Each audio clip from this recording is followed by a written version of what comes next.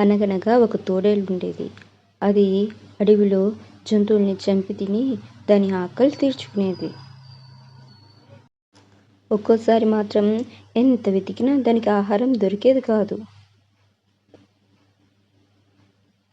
అలాంటప్పుడు అది రాత్రిపూట అందరూ నిద్రపోయే సమయంలో ఆ అడవికి దగ్గరలో ఉన్న గ్రామానికి వెళ్ళి అక్కడే మేకల్ని చంపి తినేది.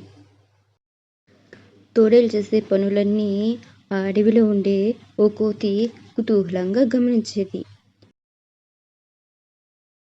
అలా సాగిపోతూ ఉండగా ఆ విషయం తెలుసుకున్న తోడేలు తాను చేస్తున్న పనుల గురించి కోతికి గొప్పగా చెప్తుండేది. యజమానులకు తెలియకుండా మేకలను ఎలా చంపుతుందో కోతికి వివరంగా చెప్పేది. ఆ మాటలు విన్న కోతికి తోడేలు ఊరివాళ్ళు కళ్ళు కప్పి మేకల్ని ఏ విధంగా పట్టుకుంటుందో చూడాలనిపించేది. అప్పుడు కోతి, నువ్వు ఆ గ్రామానికి వెళ్ళేటప్పుడు నన్ను కూడా తీసుకెళ్తావా? నీ పనితనం చూడాలని ఉంది అని తోడేల్ని అడిగింది.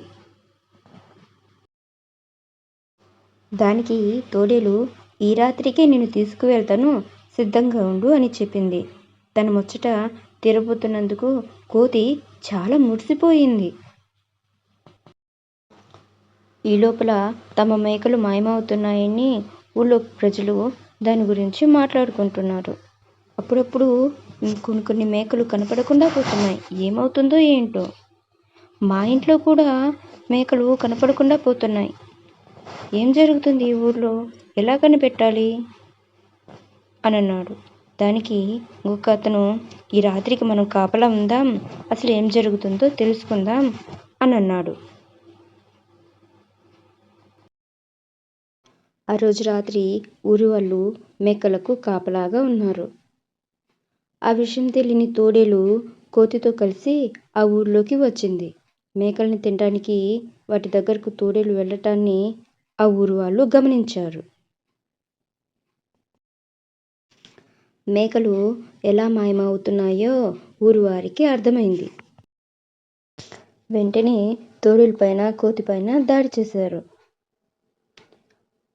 ఆ దెబ్బలు తట్టుకోలేక కోతి, మీ మేకల్ని తినడానికి వచ్చింది తోడేలు, నేను కాదు కదా, నన్నెందుకు కొడుతున్నారు, నన్ను వదిలేయండి అని ప్రాధేయపడింది.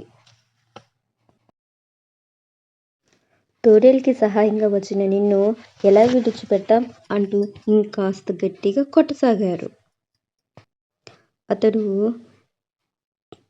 తోడేలు వైపు తిరగగానే కోతి అక్కడి నుంచి పరుగెందుకునింది. అలా పరిగెడుతూ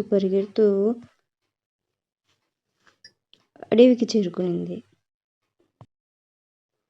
అప్పుడు కోతి, దొంగతనం చేయడమే కాదు, దొంగ పనులు చేసేవారి పక్కన ఉండటం కూడా తప్పే, ఇంకెప్పుడు ఇలాంటి బుద్ధి తక్కువ పనులు చేయకూడదు అని అనుకునింది.